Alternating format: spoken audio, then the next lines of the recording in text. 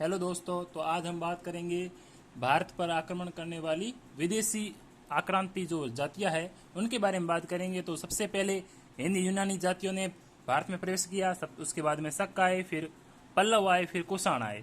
हम आज बात करेंगे कुषाण राजवंश की। ठीक है, तो सबसे पहले बात करते हैं पल्लवों की। बाद आई कुषाण। कब आई? कुषाण जनजाति ने भारत पर आक्रमण कब किया? पल्लवों के बाद। पल्लवों पल्लवों के बाद पल्लवों के बाद कुषाण आए। कुषाण आए, ठीक है। इन्हें देखो यूची कहते हैं। कुषाणों को यूची व तोखरी कहते हैं। तोखरी। कुषाणों को यूची जाति और तोखरी भी कहते हैं। क्या कहते हैं? यूची और तोखरी कहते हैं, ठीक है। यूची नामक एक कबीला 5 कुलों में बटा हुआ था, वह भारत पहुंचा। कुषाण वंश के संस्थापक कौन थे वो देखो।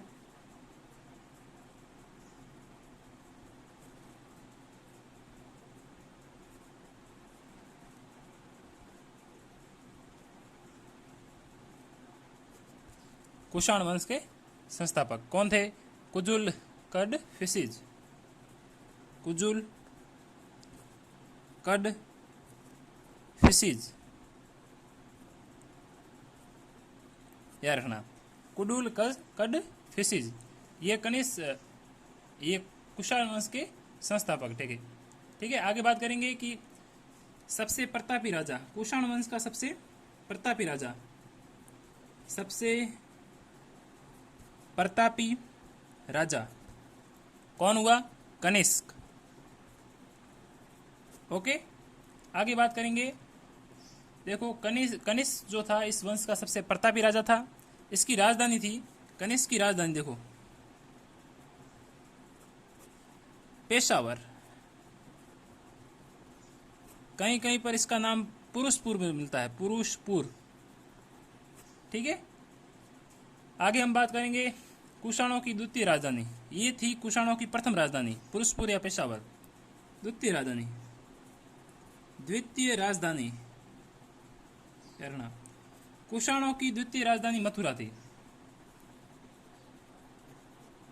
ओके, आगे हम बात करेंगे कि कनिष्क जब राजगद्दी पर बैठा 78 ईस्वी में, तो उसने शक संवत चलाया। शक संवत की शुरुआत की, ठीक है। जब कनिष्क 78 ईस्वी में कुषाण वंश का शासक बना, तब उसने शक संवत चलाया। प्रश्न आता है कि शक संवत किसने चलाया था? तो कनिष्क ने चलाया था। कब? 78 ईस्वी में। 78 ईसा पूर्व नहीं है, 78 ईस्वी है, ठीक है। आगे बात हम करेंगे बौद्ध धर्म की जो चौथी बौद्ध संगति हुई वो कनिष्क के शासनकाल में कुंडन वन कश्मीर में हुई। देखो आप, चौथी बौद्ध संगति, चौथी बौद्ध संगति कनिष्क के काल में कुंडल वन कश्मीर में हुई, ठीक है। इसकी अध्यक्षता किसने की? वसुमित्र ने अध्यक्ष थे। अध्यक्षता की वसुमित्र। ओके, कनिष्क बौद्ध धर्म के अनुयायी थे। बौद्ध धर्म में भी महायान शाखा के, ठीक है। तो हम लिखेंगे कनिष्क। देखो वो चौथी बौद्ध संगति करवाई, जिससे यह तो हमें कंफर्म हो गया कि ये बौद्ध धर्म का अनुयायी था, ठीक है। देखो कनिष्क बौद्ध धर्म में भी, बौद्ध धर्म में महायान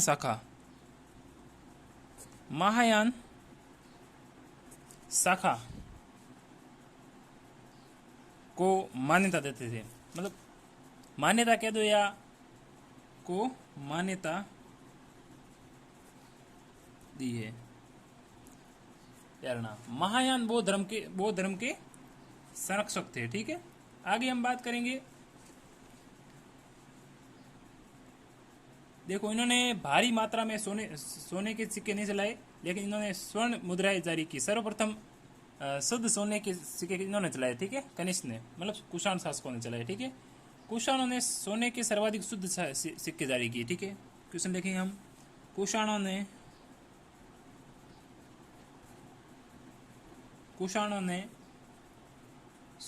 सर्वाधिक सोने के सिक्के, सर्वाधिक शुद्ध सोने के सिक्के, शुद्ध सोने के सिक्के चलाए, सोने के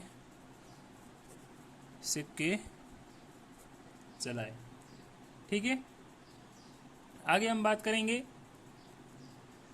कि इन्होंने तांबे के सिक्के भी चलाए। कनिष्क का राजवेद कौन था? आयुर्वेद का विख्यात वो थे, चरक थे, ठीक है। तो हम देखेंगे कनिष्क का राजवेद। कनिष्क का राजवेद्य आयुर्वेद के ज्ञाता चरक थे, ठीक है। कौन थे? चरक। ये चरक कनिष्क के शासनकाल में हुए थे, कनिष्क के राजवेद थे, ठीक है, जिन्होंने चरक संहिता की रचना की, चरक संहिता की रचना की, ठीक है। आगे हम बात करेंगे जो भारतीय चिकित्सा शास्त्र का विश्वकोश कहलाता है। यह जो ग्रंथ है चरक संहिता, यह भारतीय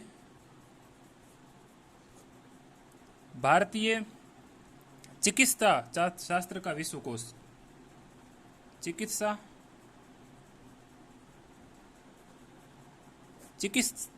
शास्त्र का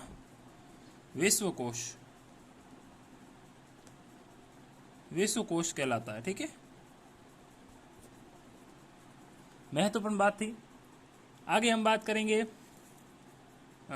महाविभाष सूत्र के रचनाकार वसुमित्र, जिसे बौद्ध धर्म का विश्वकोश कहा जाता है। प्रश्न महत्वपूर्ण है। दूसरी बात करेंगे वसुमित्र की। वसुमित्र, इन्होंने चौथी बौद्ध संगीति जब कनिष्क के शासनकाल में हुई कुंडलवन कश्मीर में, तब इन्होंने अध्यक्षता की थी। प्रश्न आता है कि उपाध्यक्ष कौन थे?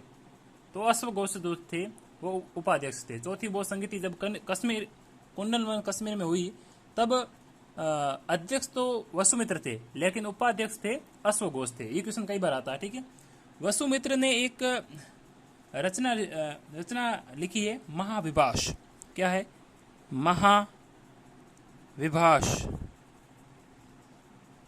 महाविभाष, ठीक है। इस महाविभाष को कहते हैं बौद्ध धर्म का विश्वकोश। बहुत महत्वपूर्ण क्वेश्चन है।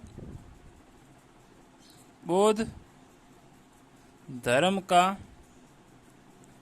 विश्व, पहले हमने देखा कि चरक द्वारा रचित चरक संहिता को भारतीय चिकित्सा शास्त्र का विश्वकोश कहलाता है। और दूसरा हमने देखा वसुमित्र, जिन्होंने रचना की महाविभाष की, जिनको बौद्ध धर्म का विश्वकोश कहते हैं, ठीक है। आगे हम बात करेंगे, इन्होंने एक वसुमित्र, देखो, कनिष्क के एक राजकवि थे अश्वघोष।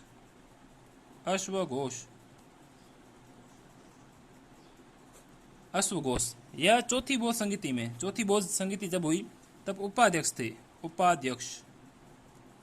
क्वेश्चन यही आता है उपाध्यक्ष वाला, ठीक है। इन्होंने एक रचना की है बुद्ध चरित,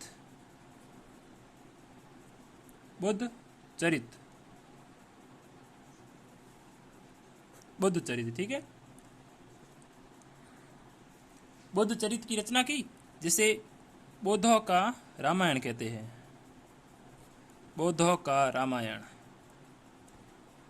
क्वेश्चन आता है बौद्ध धर्म की रामायण किसे कहते हैं? तो बौद्ध धर्म का रामायण बुद्ध चरित को कहते हैं, जिनकी रचना अश्वघोष द्वारा की गई है, ठीक है। आगे हम बात करेंगे और कौन से विद्वानों को कनिष्क ने संरक्षण दिया था, ठीक है।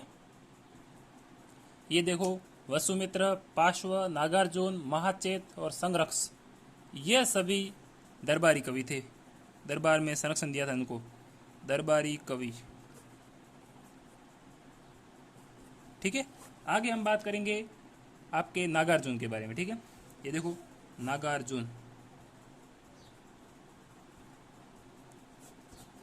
ठीक है। नागार्जुन को भारत का आइंस्टीन कहते हैं। देखो, भारत का आइंस्टीन कहते हैं, भारत का आइंस्टीन। प्रश्न आता है कि भारत का आइंस्टीन किसे कहते हैं? नागार्जुन के कहते हैं, ठीक है। इनकी पुस्तक है माध्यमिक सूत्र। देखो, नागार्जुन की एक पुस्तक है माध्यमिक सूत्र, माध्यमिक सूत्र। इनकी पुत्र है किसकी किसकी पुस्तक है?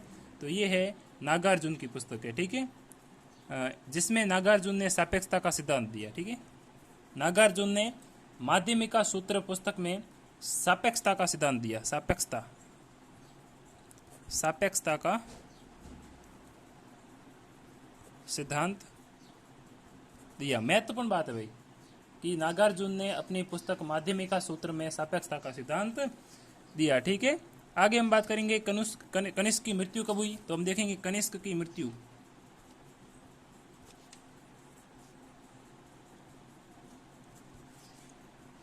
102 ईस्वी में, 102 ईस्वी में हुई। और कुषाण वंश का अंतिम शासक देखो आप, कुषाण वंश का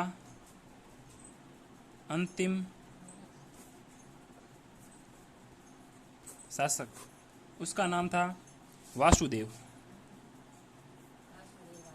वासुदेव। ओके, मिलते हैं अगले वीडियो में, तब तक के लिए धन्यवाद।